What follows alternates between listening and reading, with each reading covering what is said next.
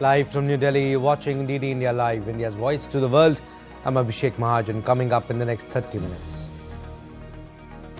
Donald Trump says US launches deadly strikes against Islamic State terrorists in northwest Nigeria, accuses ISIS of viciously killing innocent Christians.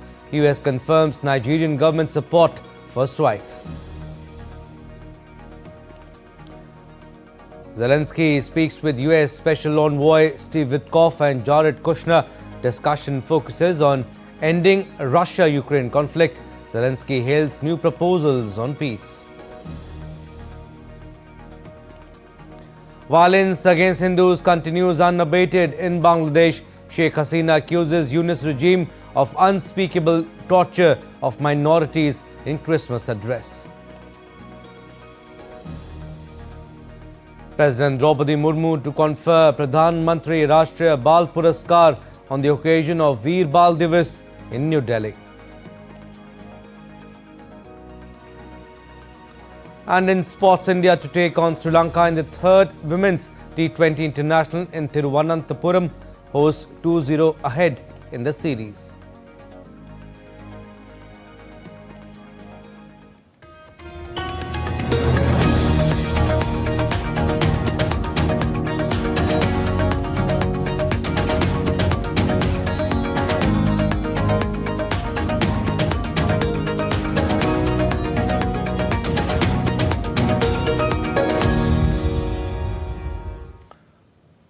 The United States carried out an airstrike against Islamic State terrorists in Nigeria on Christmas night. US President Trump, in a social media post, said that forces conducted deadly strikes against ISIS terrorists in northwestern Nigeria and vowed more such attacks if the terrorists keep killing Christians. Trump hailed US military for executing numerous perfect strikes.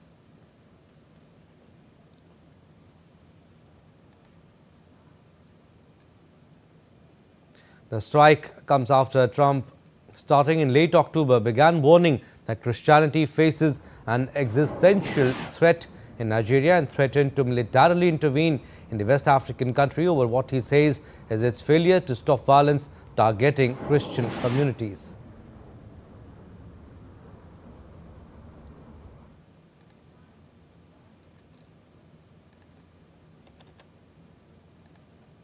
The US military's Africa Command said the strike was carried out in Sokoto state at the request of Nigerian authorities and killed multiple ISIS terrorists.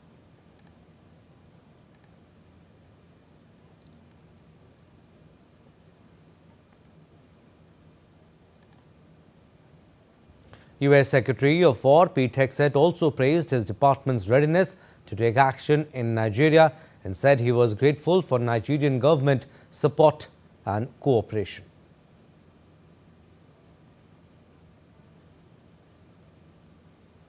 Meanwhile, Nigeria's foreign ministry said the strikes were carried out as part of ongoing security cooperation with the United States involving intelligence sharing and strategic coordination to target ISIS. The foreign ministry said in a statement that Nigerian authorities remain engaged in structured security cooperation with international partners, including the United States of America, in addressing the persistent threat of terrorism and violent extremism.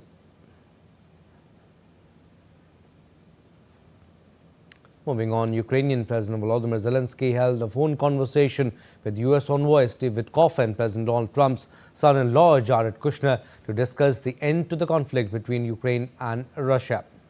Zelenskyy stressed that Ukraine is working around the clock to bring closer the end to the conflict and to ensure that all documents and steps are realistic, effective and reliable. He said the two sides discussed certain substantive details of the ongoing work and they have good ideas that can work towards a shared outcome and a lasting peace. He expressed the hope that the understandings and the ideas discussed between the two sides can be useful. Zelenskyy added that Rustem Umerov, head of the Ukrainian negotiating delegation and Secretary of Ukraine's National Security and Defense Council, held follow-up communication with Witkoff and Kushner. There are good ideas that we discussed. There are some new ideas on how to bring the real peace closer, and it concerns formats, meetings, and certainly the timeline. Some documents are already prepared. Of course, there is still work to be done on sensitive issues, but together with the American team, we understand how to ensure this. Moving on, amid spiraling violence against minorities in Bangladesh, ousted Prime Minister Sheikh Hasina in a Christmas speech has attacked the Yunus regime and said that the current ruling group has seized illegal power and is now subjecting minorities to unspeakable torture. Hasina reminded its citizens that Bangladesh had always been a shining example of communal harmony in recent past. She said the father of the nation dreamt of a non-communal Bangladesh, and her party, Bangladesh Awami League, has ensured the smooth living of people of all religions to realize that dream. However, citing the current political climate, she noted that the current ruling group that has seized illegal power is interfering with the freedom of people of all religions and communities to practice their own religion. Regarding the lynching of minorities, she highlighted that non-Muslims are subjected to unspeakable torture under the current regime. She added that it has also created examples of atrocities such as burning of religious minorities. She believes that the people of Bangladesh will not allow this difficult time to continue and that the Christmas spirit will strengthen the harmony between Christians and other religions in Bangladesh.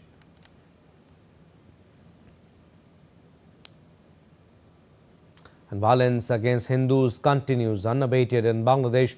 A 30-year-old youth, Amrit Mondal, also known as Samrat, was killed by a mob on Wednesday night in Rajabari district over alleged extortion.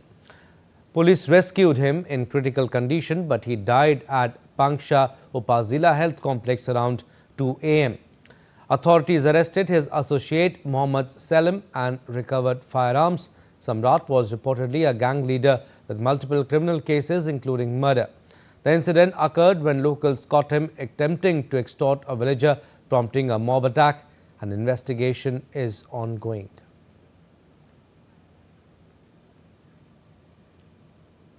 Now, Venezuelan authorities have released at least 60 prisoners who were arrested during protests against President Nicolas Maduro's re-election in 2024. The releases were reported months after widespread demonstrations erupted following President Maduro's victory in July 2024 election, which was marred by allegations of fraud. Security forces detained roughly 2,400 people during the unrest, though nearly 2,000 have since been freed. According to the Committee for the Freedom of Political Prisoners, the latest releases began early on Christmas Day, and the conditions under which the prisoners were released has not been disclosed. The former Brazilian President Jair Bolsonaro endorsed his son as a 2026 presidential pre-candidate to preserve the representation of those who placed their trust in the former president. Senator Flavio Bolsonaro read a letter from his father, outside a Brasilia hospital. Jair Bolsonaro was temporarily released from prison, where he is serving a 27-year sentence for planning a coup attempt to undergo medical treatment related to injuries from a 2018 stabbing attack. The announcement shook financial markets this month, as investors had expected the former president to support a more experienced candidate like Sao Paulo Governor Tarcísio de Freitas. Bolsonaro was detained in late November after his conviction and is considered a flight risk, with police ordered to remain outside his hospital room, where computers and mobile phones are prohibited. Israeli military killed a member of Iran's Quds force in Lebanon who had been involved in planning attacks from Syria and Lebanon. The Israeli army published an aerial video showing a strike on a vehicle and identified the man as Hussein Mahmoud Marshad al-Jawhari, calling him a key operative. Al-Jawhari operated under the Islamic Revolutionary Guard Corps and was involved in terror activities directed by Iran against the State of Israel and its security forces. A US-backed ceasefire agreed in November 2024 ended more than a year of fighting between Israel and Hezbollah and required the disarmament of the powerful armed group beginning in areas south of the river adjacent to Israel. There was no immediate comment from Iran or Lebanon.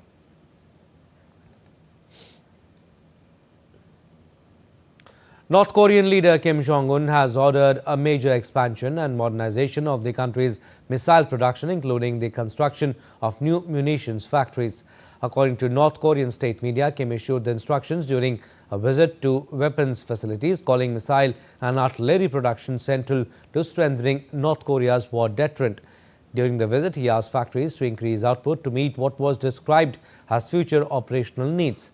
Analysts say the aim of the expansion is to improve precision strike capabilities, challenge the US and South Korea, and potentially test weapons for export.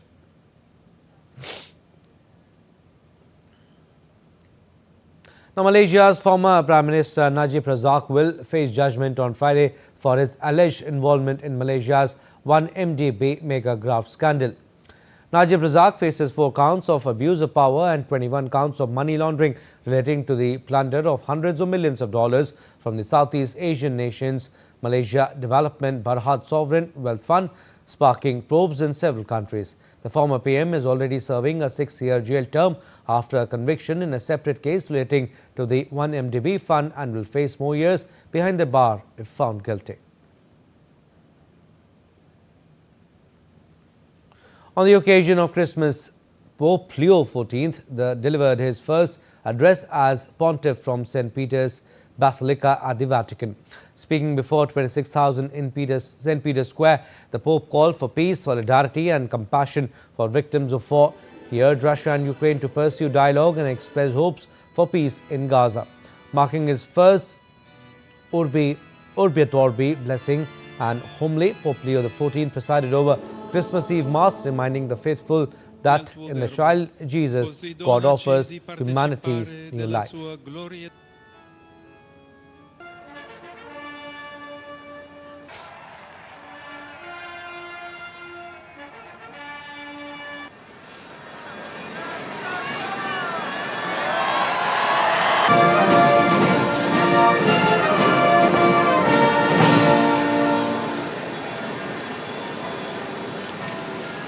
Cari fratelli e sorelle, rallegriamo la nostra pace.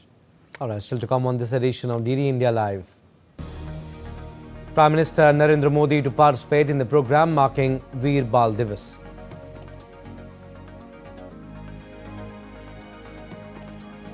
"21 years on, the 2004 tsunami remains one of the deadliest disasters." We'll get you detailed report after the break.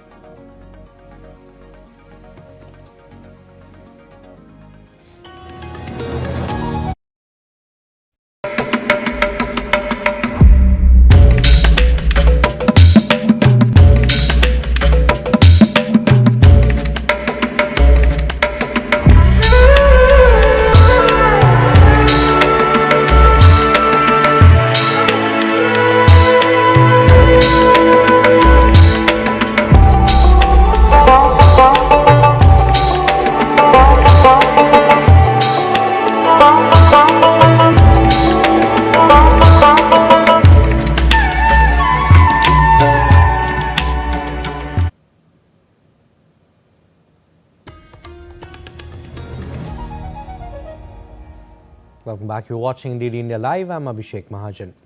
Veer Bal Divas is being observed today to honour the martyrdom of Baba Fateh Singh and Zorawar Singh, the Sahibzade of 10th Guru Gobind Singh Ji. In January 2022, Prime Minister Narendra Modi announced that December 26 to be observed as Veer Bal Divas, India's first national day dedicated to honouring the sacrifices of children. Veer Bal Divas stands as a powerful reminder of courage, faith and supreme sacrifice. Observed every year on the 26th of December, the day commemorates the martyrdom of Sahibzada Zorawar Singh and Sahibzada Fateh Singh, the younger sons of the 10th Sikh Guru Sri Guru Gobind Singh Ji. The roots of Veer Bal Divas traces back to December 1705, a tragic chapter in Indian history. During the Mughal reign, the two young Sahibzadas, just 9 and 6 years old, were captured by the Mughal governor of Sirhind Wazir Khan. They were subjected to immense pressure and offered wealth and safety to abandon their faith. Yet, with extraordinary resolve beyond their age, they refused to compromise their beliefs. Their unwavering stand led to their brutal martyrdom as they were pricked alive, choosing faith and truth over fear.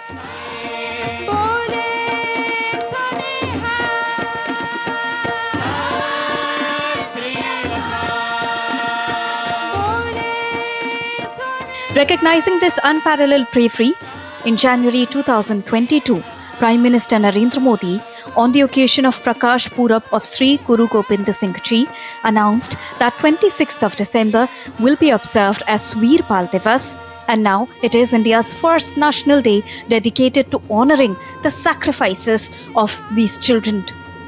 Veer Bal Divas is not just a day of remembrance, it is a source of inspiration. It urges the nation, especially the youth, to uphold values of courage, integrity, resilience, and moral strength. Tripti Tripathi's report for DD India. President Draupadi Murmu will confer the Pradhan Mantri Rashtriya Bal Puraskar on the occasion of Veer Bal Divas in New Delhi on Friday. This year, 20 children from 18 states and union territories have been selected for this honour, who have demonstrated outstanding achievements in diverse fields, including bravery, sports and social service.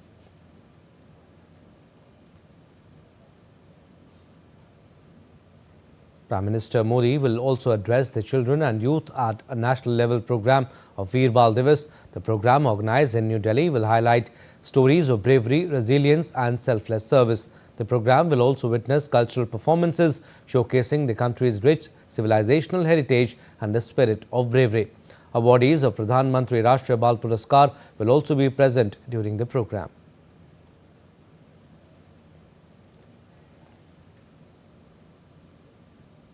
Now, the Railways has rationalized its passenger fare structure with effect from Friday, with the objective of balancing affordability for passengers and sustainability of operations. Under the revised fare structure, there is no change in fares for suburban services and season tickets, including both suburban and non-suburban routes.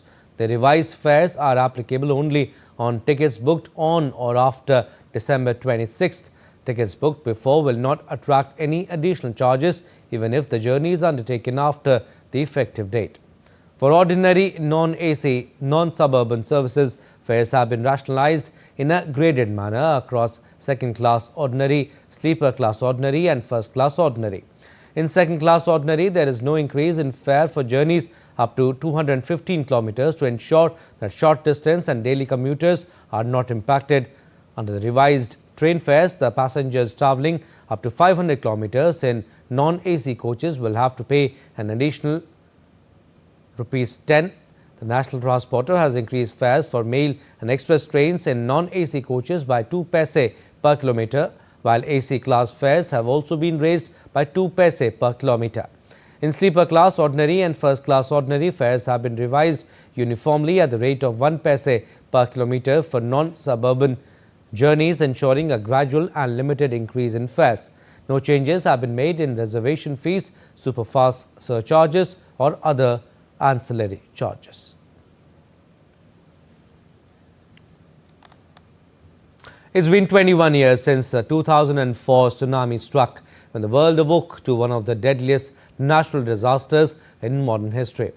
India was one of the many nations affected in the Indian Ocean region. DD India's Tapas Bhattacharya brings you an in-depth look at the nation's readiness to tackle future tsunamis.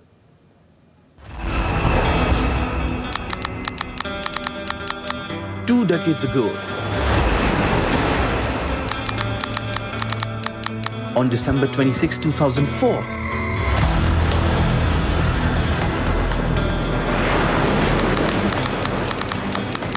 a powerful 9.1 magnitude earthquake struck near Indonesia, causing a deadly tsunami.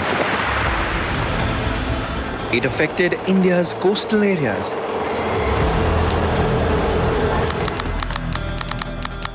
The massive waves claimed around 228,000 lives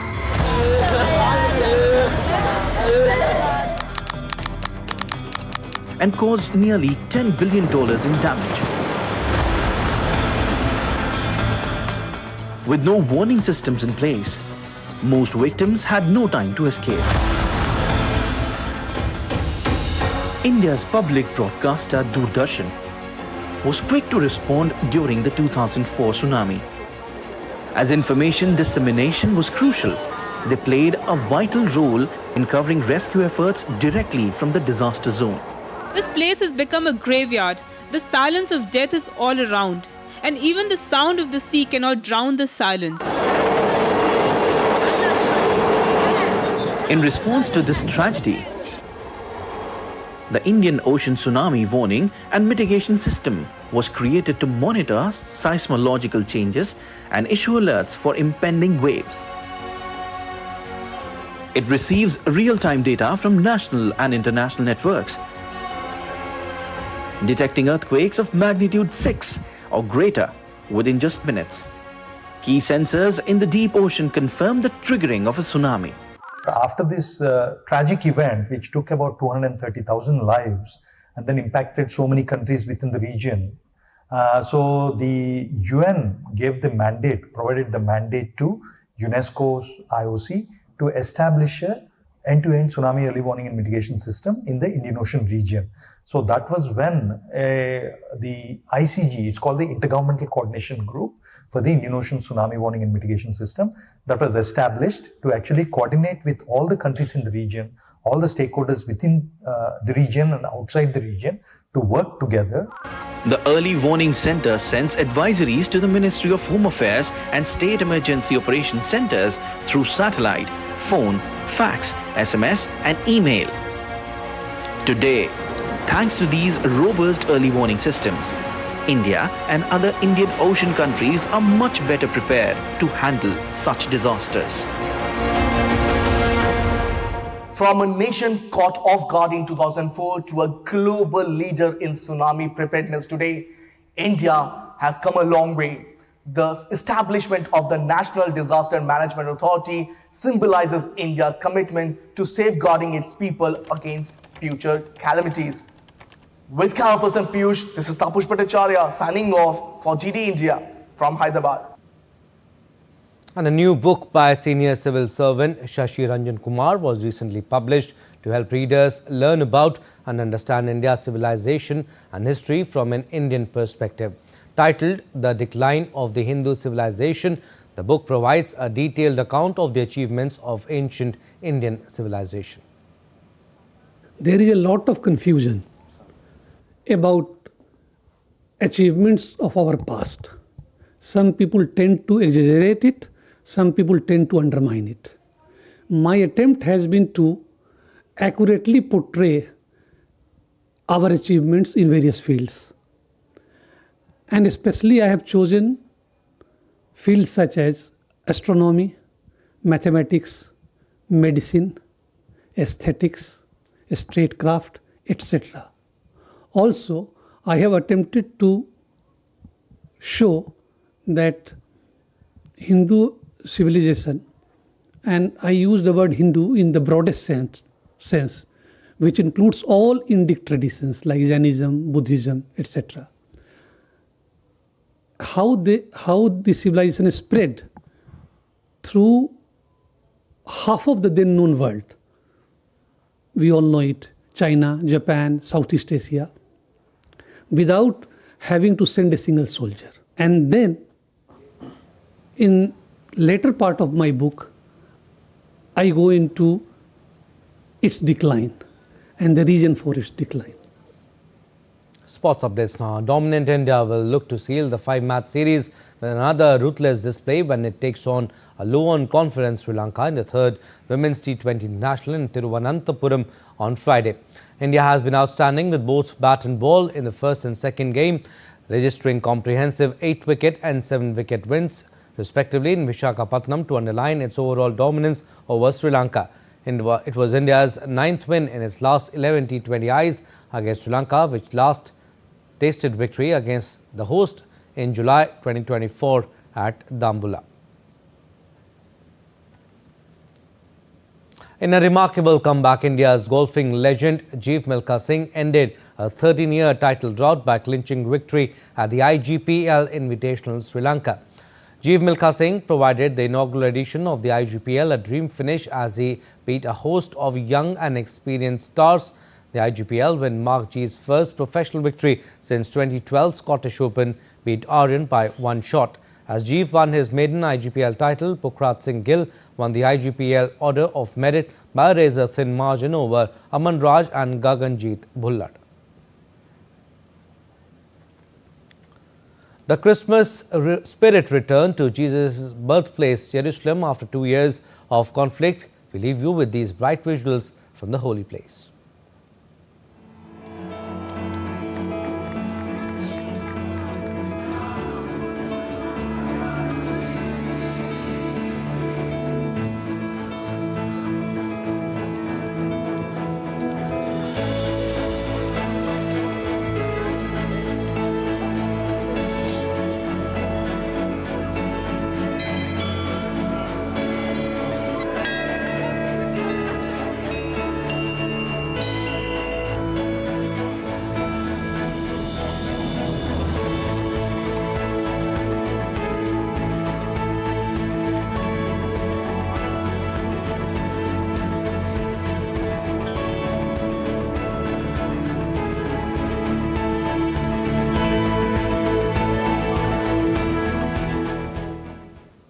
Well, that's all we have in this edition of DD India Live, but do let us know your thoughts on the news of the day. For those on the go, you can get all the latest news and updates from India and across the world on DD India mobile app. The app is available on both Android and iOS platforms. Scan the QR code on the screen to download now. And we'll be as it breaks here on DD India. I'm Abhishek Mahajan. From all of us here in Delhi, thanks for watching DD India Live.